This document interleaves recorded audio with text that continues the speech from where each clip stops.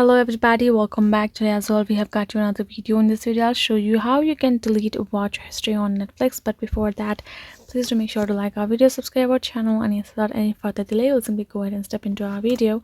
For that matter, what you're going to do first, you're going to go ahead access your Netflix on your mobile phone, and once you have done so you're going to find this kind of interface, right? So let's go. You're going to go ahead access the particular profile where you would like to delete your history from. Once you're inside the profile, this kind of interface gonna go.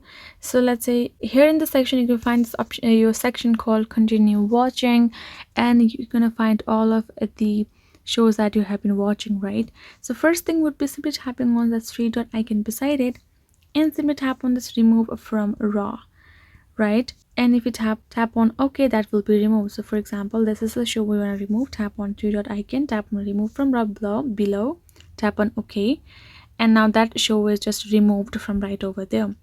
That is the way for you to remove your shows just from there. So that is the way you can do it. Hope this video was helpful to you all. Thank you so much for watching, and I'll see you guys in our next video.